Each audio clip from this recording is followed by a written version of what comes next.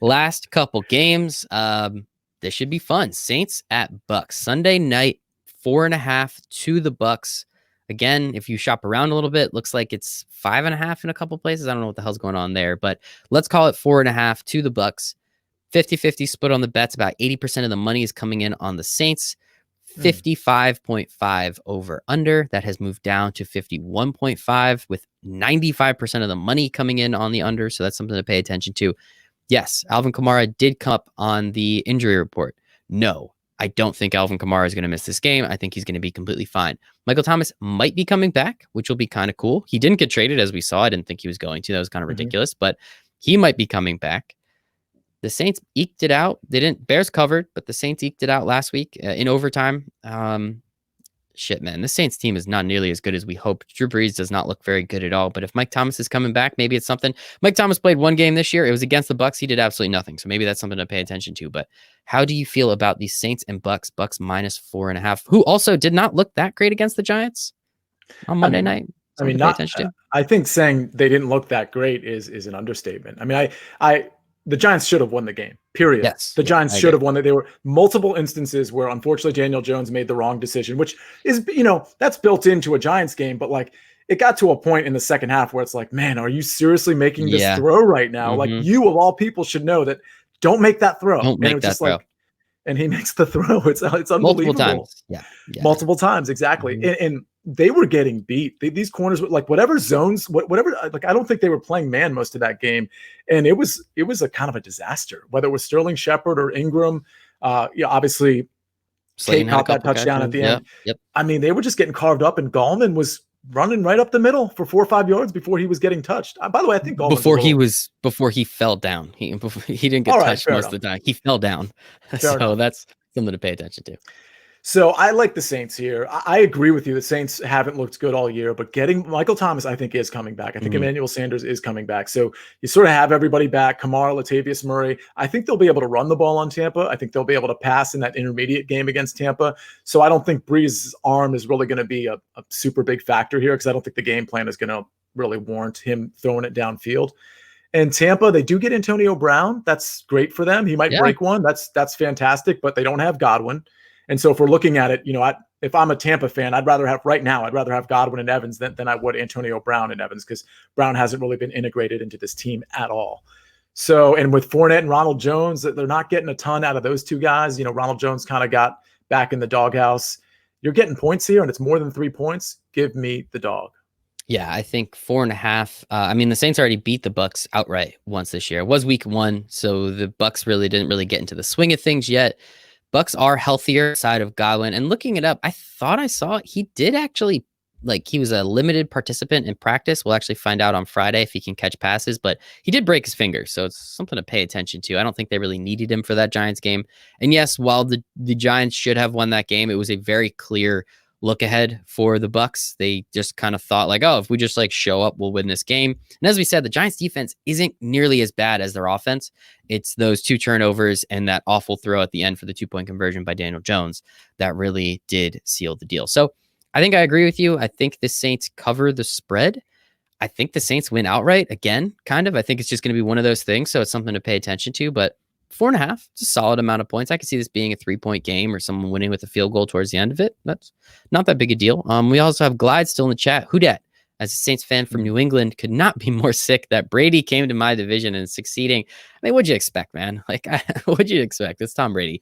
And the Patriots look like shit, who we'll get to in a second. But anything else on that game? Do you think, what's the division right now, right? Is it Bucs are 6-2, 5-2?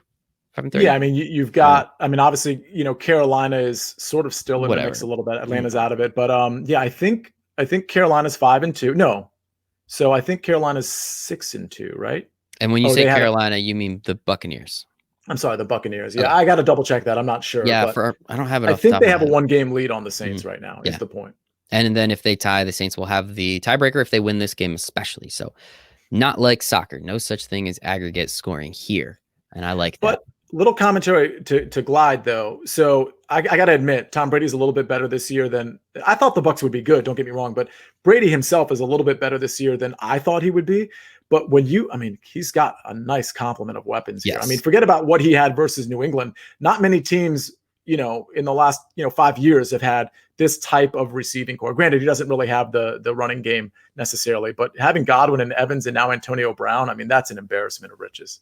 And Yeah. Gronkowski, who looks, decent. He Cameron came back Brate's to a life. serviceable tight end. OJ Howard obviously got injured, but they've had so many weapons for Brady. They have, but the interesting thing is he hasn't had all of them. It doesn't feel like Mike Evans, while he's been in every game, he's been hurt all season. I think that's been very clear. Last game, he did do pretty well against Bradbury. One of those, I mean, was acrobatic. Like, you got to give, tip your cap every once in a while. I thought Bradbury did a pretty good job, actually, even with the line Evans had. Chris Godwin's pretty much been hurt. I think he had concussion, then a hamstring, now a broken finger. Again, as I said, I think it's just one of those years you're just not going to see him, unfortunately, especially for fantasy owners.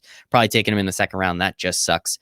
So Evans is hurt all year. Godwin is hurt all year. Yes, they have Gronk, but he didn't start to look like he was even halfway back to life, except for a couple weeks ago. So even with that, I would say with all the injuries, they're still better than the New England receiving core. But I'm really curious what it looks like. You throw Antonio Brown in there, you get Evans fully-ish healthy. He looked a lot better last week. You get Godwin back.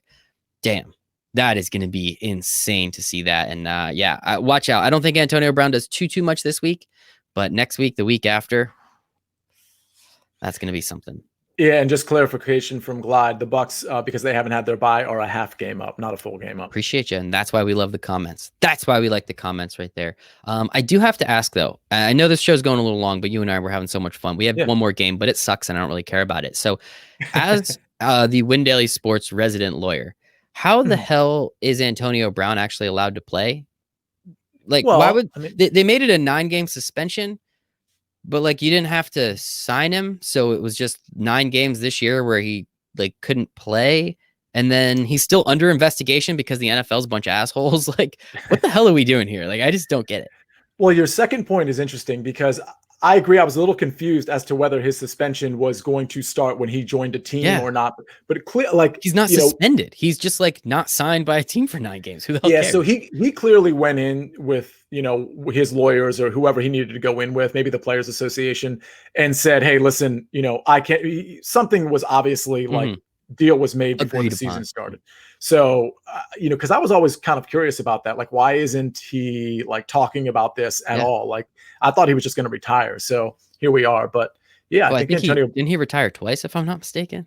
I mean, on Twitter, Conor McGregor did, right? Yeah. Yeah. Yeah, so I don't know. I thought that was weird. I think that's kind of just a totally useless suspension because then he could just pick whatever team he wanted to go to, and it was between the Ravens, the Seahawks, and the Bucs. It's geez, okay. But the truth is, if a team wanted him week 1, and if he wanted to play in week 1, he wouldn't have been able to play for 8 or 9 games, and he wouldn't have been able to collect a salary for that period of time too. So maybe that's why teams weren't signing him. I guess that's a possibility. Maybe they knew, obviously they would have known that he wouldn't be playing for the first 8 games. So I think that might have factored in a little bit. Just very confusing because it sounds like you should have just signed him at that point. You wouldn't have had to pay him, and then you would have known he was coming back. I just don't understand it. No, well, there's a really easy explanation there because you would have had 8 weeks for an entire organization to hold their breath and hope that Antonio Brown doesn't do something incredibly stupid. Good point. So now at least you've cut that time period out. He hasn't done anything incredibly stupid except for a couple, retirement announcements on the internet. Outside of that, he's been fine. And so now I think they're okay, he's not going to embarrass us. And if he does, he's only been with us for a week or 2. And so it's not really that bad of a mark on our reputation. Cut him and let him go. Plus, I hear he's living at Tom Brady's house. So I guess just watching Tom Brady tongue kiss his son.